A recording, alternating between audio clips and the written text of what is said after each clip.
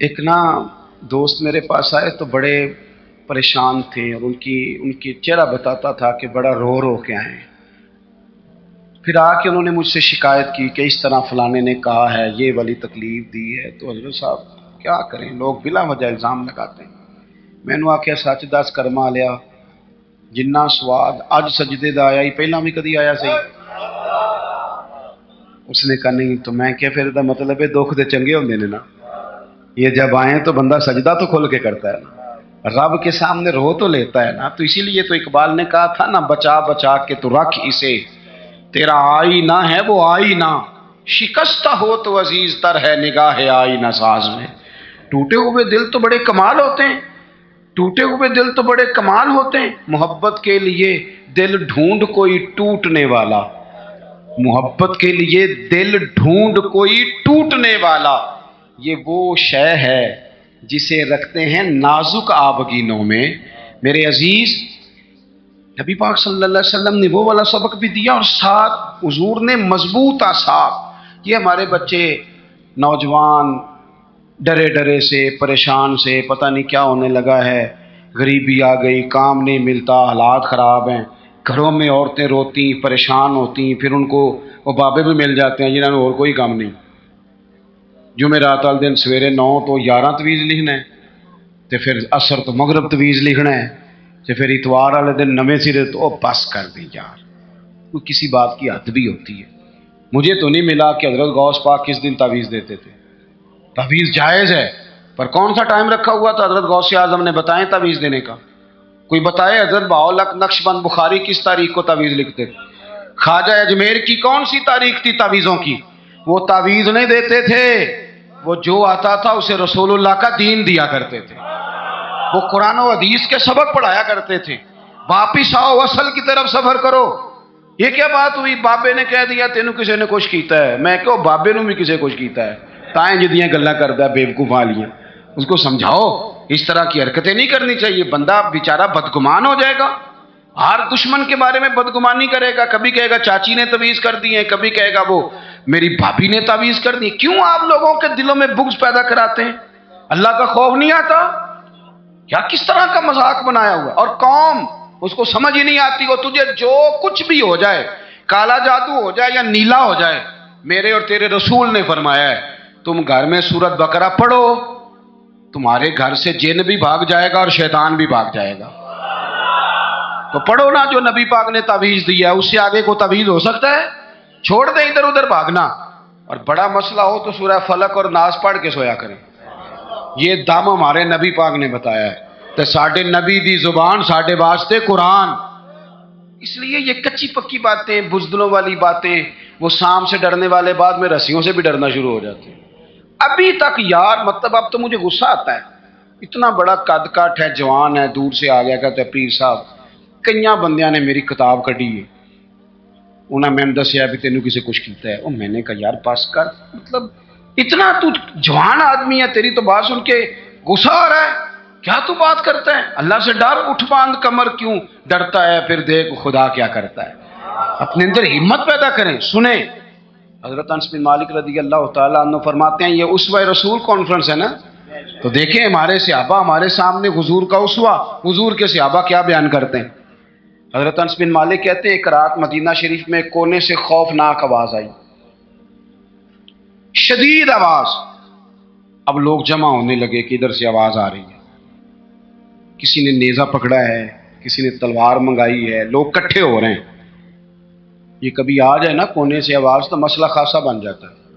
ہوں تو تسی چپ کر کے پہ سن دے ہو نا، لیکن رات کو نا اگر بلی بھی ہو نا چھت پہ اور وہ کچھ ہلکی ہلکی بجا رہی ہو، اندھیرا ہو گہرا، تو بندے سے موبائل نہیں نکالا جاتا تکیے کے نیچے، کہتا چپ کرو چپ کرو. لیکن تقریریں کرنا سننا آسان کا نا، وہ کہہ دیتے ہیں سن لیتے ہیں بات ختم ہو جاتی، لیکن اس کی گہرائی میں تو اترے نا حقیقت کیا ہے. یعنی خوفناک آواز آ رہی ہے اور صحابہ دلیر لوگ تھے، پر وہ نیزے جمع کر رہے تھے، تلواریں نکال رہے تھے کہ جا کے دیکھیں ادھر کیا ہے. حضرت انس بن مالک کہتے ہیں ہم ابھی پروگرام بنا رہے تھے اس طرف بڑھنے کا، تو ہم نے دیکھا اللہ کے رسول اس طرف سے واپس آ رہے تھے، ہاتھ میں نیزہ پکڑا ہے، گھوڑے پہ سوار ہیں اور ابو فرمانے لگے سو جاؤ چپ کر کے، میں دیکھ آیا ہوں جانور لڑ پڑے تھے، وہ آوازیں نکال رہے تھے، دیکھ آیا ہوں، سو جاؤ کچھ بھی نہیں۔ حضرت انس کہتے ہیں کمال ہو گئی، رسول پاک کا وہ انداز بہادری والا، دلیری والا، وہ ہماری طبیعتوں کو جوان کر جایا کرتا تھا۔ با ہمت رہیں، با ہمت۔ اور جوانوں یاد رکھو، قرآن پاک نے جو ترتیب بیان کی ہے وہ یہ نہیں ہے کہ آپ چپ کر کے بیٹھے رہیں گے اور مدد آپ کی طرف آ جائے گی۔ جو ترتیب ہے نا قرآن پاک کی وہ یہ ہے کہ ان الذین قالوا ربنا اللہ، بے شک وہ لوگ جنہوں نے کہا کہ اللہ ہمارا رب ہے، ثم استقاموا، پھر وہ ڈٹ گئے، پھر وہ بولیے، پہلے کہا اللہ ہمارا رب ہے، پھر وہ، یعنی یہ کہہ کہ پہلے وہ ڈٹے نا، جب تتنزل علیہم الملائکہ، پہلے وہ ڈٹے ہیں، پھر رب نے ان کی مدد کے لیے فرشتے نازل فرمائے۔ پہلے ڈٹنا ہے، مدد کو فرشتے آئیں گے، لیکن پہلے آپ ڈٹیں تو صحیح، لیکن آپ ڈٹ ہی نہیں رہے۔ آپ کہہ رہے ہیں مدد آئے گی، بھئی آپ تھوڑا کھڑے ہوں، تھوڑا سٹینڈ لیں۔ جب آپ ڈٹ جاتے ہیں پھر اللہ تعالیٰ مدد بھی فرما دیا کرتا ہے۔ درود شریف پڑھیں بآواز بلند۔ تو ایک تو نبی پاک علیہ السلام کی سیرت مبارکہ ہمیں عبادت کا، ریاضت کا سبق پڑھاتی ہے، دوسرا دلیری کے اسباب، اور تیسری بات، توجہ ہے میری بات پر؟ یہ مووی بن رہی ہے جی، 2-4 لوگ بنا رہے ہیں، اگر سارے ہی آپ موبائلوں پہ لگ جائیں گے تو پھر تقریر کس کو سنانی ہے؟ 2-1 باتیں بس اور عرض کرنی ہے، آپ میری بات پر غور فرمائیں۔ اور تیسری بات حضور کے اسوہ نور کی، جس کو خاص کر کے اپنے ذہن کے اندر رکھیں۔ نبی پاک علیہ الصلوۃ والسلام نے نا مختصر وقت میں انقلاب برپا کیا ہے۔ حضور کا جو تبلیغ دین کا پیریڈ ہے نا وہ صرف 23 سالوں کا ہے۔ کتنا؟ یعنی 40 سال کی عمر مبارک میں اعلان نبوت فرمایا، اور 23 سال آپ کو ہزاروں میں احادیث کا ذخیرہ ملتا ہے۔ نبی پاک علیہ الصلوۃ والسلام نے قافلے ترتیب دیے، مجاہدوں کی صفیں بنائیں۔ اس سارے عرصے میں حضور نے مسجد کی تعمیر فرمائی، رسول پاک نے اپنے صحابہ کرام علیہم رضوان کے دکھ اور سکھ میں شرکت فرمائی، حضور نے حج فرمایا، نبی پاک نے صدقات و خیرات کیے، اتنی ساری باہر مصروفیات، کافروں منافقوں کی سازشوں کے پردے کھول کر صحابہ کو بتایا کس طرح ان سے نمٹنا ہے۔ لیکن یہ سارا کہہ کہ حضور نے اپنے گھر والوں سے یہ نہیں کہا کہ میرے پاس ٹائم کوئی نہیں۔ یہ سارے کام بھی ہوتے رہے، اور حسن حسین حضور کے کندھوں پر سواریاں بھی فرماتے رہے، گھر میں بھی پورا ٹائم دیا رسول کریم، محبت فرمائی، یعنی اپنے اوقات کار کو اپنی ذمہ داریوں پہ لگایا۔ اسوہ حسنہ ہمیں یہ سبق دیتا ہے کہ اپنا ٹائم اپنی ذمہ داریوں پہ خرچ کریں، ادھر ادھر ٹائم نہ ضائع کریں۔ ہمارا ٹائم دوسروں کی ذمہ داریوں کا پتہ کرنے میں خرچ ہوتا ہے، یعنی جہاں بھی لوگ بیٹھیں گے کہیں گے فلانا کچھ بھی نہیں پہ کرتا، فلانا پیر دیکھو نا کڈا تگڑا ہے، کوئی کام نہیں کرتا، فلاں آدمی دیکھو کتنا مالدار ہے۔ تو یہ تو آپ کا ذمہ ہی نہیں، اس نے جو اپنی ذمہ داریوں کا حساب دینا ہے وہ اس نے اللہ کو دینا ہے۔ آپ یہ بتائیں کہ جو آپ کے ذمہ کام لگا آپ نے کیا کہ نہیں کیا؟ آپ کی ڈیوٹی جو تھی وہ آپ نے کی کہ نہیں کی؟ جب ہم سارے اپنی اپنی ڈیوٹیاں کرنے لگ جائیں گے نا، تو میرا یہ خیال ہے چھوٹے صحیح کام کرنے لگ جائیں نا تو بڑوں کو بھی خیال آ ہی جاتا ہے۔ میں اکثر نا اپنی زندگی میں ایک تجربہ کرتا ہوں کہ بچوں کو کام کہیں تو وہ نہیں کرتے، طلباء ہوں، دوست ہوں، احباب، کام کہہ دیں تو نہیں کرتے، کرنا شروع کر دینا۔ میں نے نا مختلف ذمہ داریاں لگائیں، مسجد کی صفائی کل تو کرنا، پرسوں تو کرنا، تو آپ کو پتہ کسی کی ڈیوٹی لگائیں تو پھر وہ ڈیوٹی بدلنا بھی پسند کرتا ہے، وہ کہنا مینوں کام میں آج ذرا تو کھلوئے نا میری تھان پہ، تو یہ بھی کام ہوتا ہے، ایک انسانی فطرت ہے۔ تو میں نے پھر سوچا کہ یار حد ہو گئی ہے، کمال بات ہے، مسجد تو اللہ کا گھر ہے، اور حضرت بابا فرید الدین مسعود گنج شکر جیسا بڑا آدمی تو نہیں نا دوبارہ اس دھرتی پہ آئے گا۔ تو بابا صاحب اپنے آپ سے کہتے ہیں اٹھ فریدا ستیا، وہ جھاڑو دے مسیت، خود کہتے ہیں، یہ نہیں کہتے کہ جھاڑو دے مرید مسیت یا شاگرد مسیت، اٹھ فریدا ستیا تے جھاڑو دے مسیت، اوے تو ستا ہے رب جاگدا تیری ڈاڈے نال پری۔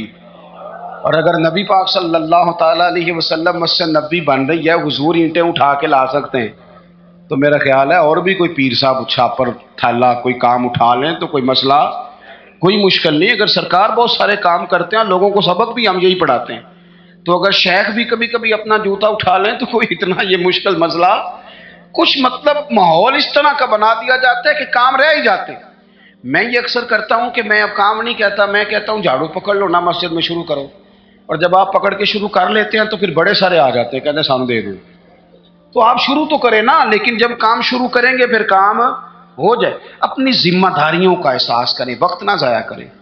اور یہ حدیث یاد رکھیں کہ نبی پاک علیہ الصلوۃ والسلام نے فرمایا خوبصورت مسلمان وہ ہے جو بے مقصد باتوں کو چھوڑ دیتا ہے. مقصد کی بات کریں، مقصدیت کی، ضروری کام جو ہیں ان پر ڈیوٹی. اور چوتھی اور آخری بات آپ کی خدمت میں یہ عرض کرنی ہے کہ ہمارے یہاں نا بہت سارے لوگ سمجھتے ہیں کہ ظاہری لبادے کا نام سیرت ہے. یہ تو ایک جز ہے، داڑھی پگڑی جبہ امامہ بہت ضروری ہے، لیکن ایک جز ہے سنت کا، ایک حصہ ہے سنت کا. چونکہ اسوہ حسنہ ایک کاملیت ہے، اس کے بہت سارے حصے ہیں.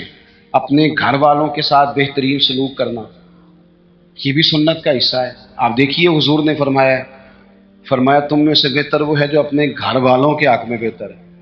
اور فرمایا جا کے پوچھ لو میں تم سب سے بڑھ کر اپنے گھر والوں کے حق میں بہتر ہوں. یہ بھی ایک بہترین حصہ ہے. لیکن اسوہ حسنہ کا ایک بہت بڑا حصہ اور بھی ہے. غور کریں، میں حدیث ترمذی سے پڑھنے لگا ہوں.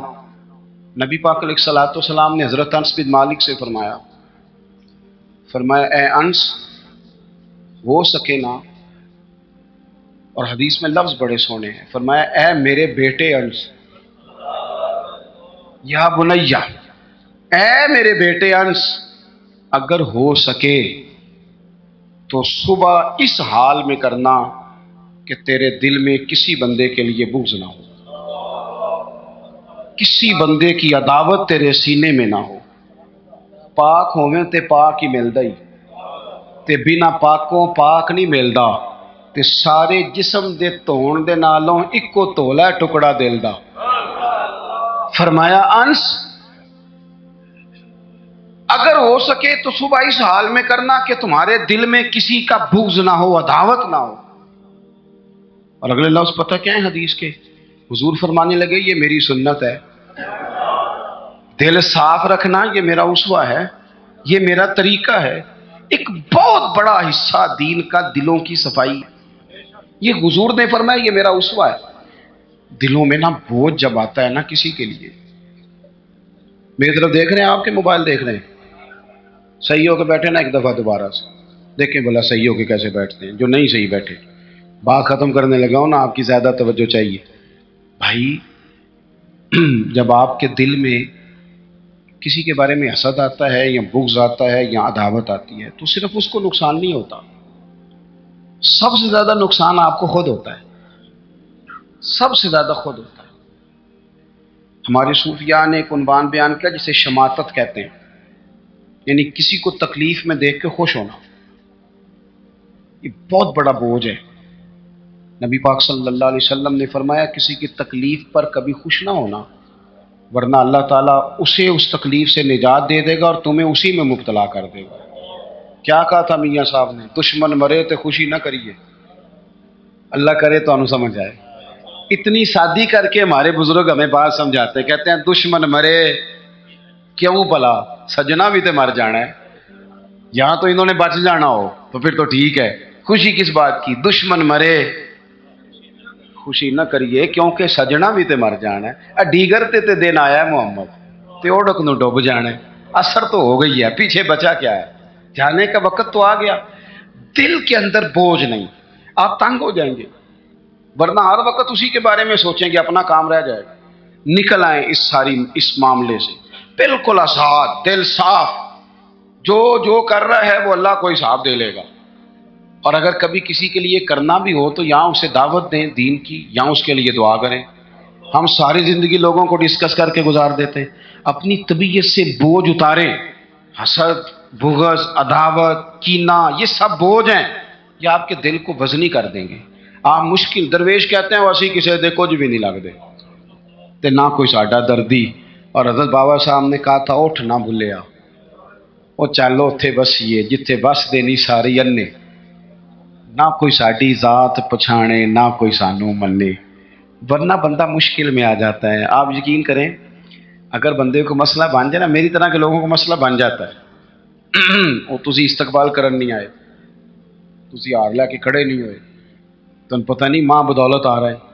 میں نے دیکھا ہے کہ جناب اتنی خستہ حالت ہو جاتی ہے، اور یہ کئی سیاسی سماجی لوگ، میں علاقے کا بڑا ہوں، میں یہاں سیاسی آدمی ہوں، میں سماجی ہوں، وہ بیچارے جلسہ سنن آ جان نا سرکار دی محفل، کہ وہ بھی پیچھے بہ کے نہیں سن سکتے، وہ پہ تون اچھی کر کر کے نقیب نو دس دینے میں آ گیا ہوں، تیری مہربانی کر کو میرے نام دا بھی اعلان کسی طریقے۔ تو یہ تو دکھ ہے اندر کا، یہ تو آپ کو چھوٹا کر دے گا۔ بڑا تو بڑا ہی ہوتا ہے، وہ یہاں بیٹھے پھر بھی بڑا ہی ہے، وہاں بیٹھ جائے تو پھر بھی بڑا ہی ہے، صدر ایوان صدر میں ہو پھر بھی صدر ہے، اور اپنے گھر چلا جائے تو پھر بھی، یہاں کسی چیز کا افتتاح کرنے آ جائے تو پھر بھی، تو یہ بوجھ اتار دیں۔ حضور نے فرمایا یہ بھی میرا اسوہ ہے، اتار پھینک کے آپ یقین کریں آپ روٹین کی زندگی جیئیں گے، آپ سکون میں آ جائیں گے۔ ہماری کئی دفعہ شان ہوتی کوئی نہیں میری طرح کے بندے کی، لیکن وہ خود ہی اپنی شان بنا لیتا ہے، خود بخود ہی بنا لی، خود بخود ہی ارادہ کر لیا، خود بخود ہی کہہ لیا میری اس سے نکل آئیں۔ آپ کو محسوس ہوگا طبیعت ہلکی پھلکی ہو گئی۔ آپ اپنے ماحول کے اندر، میں آپ کو ذمہ داری سے کہتا ہوں، ذمہ داری سے، میں رات نا کوئی 3 بجے کے قریب جا کے تھک گیا تھا، مجھے تھوڑی تکلیف بھی رہتی ہے، میں تھک گیا تھا، اور میں ایک دفعہ چلا گیا آدھے گھنٹے کے لیے، حالانکہ ہم لوگوں کو کہتے رہتے ہیں رات جاگنے والی، میں نے کہا ذرا وضو تازہ کرتا ہوں، چائے کا کپ شاپ پیتا ہوں، لیکن جب میں آیا نا تو ایک بندہ بالکل ان پڑھ، بالکل ان پڑھ، اس کو میں دیکھ رہا تھا وہ مغرب سے نفل پڑھ رہا تھا، تو اس بندے کا چہرہ دیکھا، اس کی کیفیت دیکھی، اور اس کے سجدے کا ذوق دیکھا۔ وہ کئی بارے جڑے جوڑ کر کر کے پڑھ دینے وہ بڑے شوق نہ پڑھ دینے، تو وہ اس کا جب انداز دیکھا نا تو مجھ سے بڑے لوگ کہتے ہیں، پر میں نے پھر اس کے کان میں جا کے کہا، میں کہو سجنا میرے لیے دعا کری، کہتے پیر صاحب میں کراؤں، میں کہ میں تینوں دلوں پہ آنا رسم نہیں پہ ادا کر، میں تیری کیفیت دیکھتا ہوں۔ تو مطلب تھوڑا سا ایسے نا، مطلب بہت سارے لوگ ایسے ہیں جن کو میری طرح کے لوگ باتیں کرتے رہ جاتے ہیں، اور وہ سن کے رب رب زیادہ کر لیتے ہیں، وہ سن کے اللہ اللہ زیادہ کر لیتے ہیں۔ عمل کا رستہ اختیار کریں، یہ حضور کا اسوہ ہے، اپنے دلوں کے اندر وسعت پیدا کریں۔ ہمارے درویش ہمیں کہتے ہیں 14 طبق میرے دلے دے اندر، تے میں تمبو وانگوں تاڑے ہوں دل دریا، سمندروں ڈونگے کون دلاں دیاں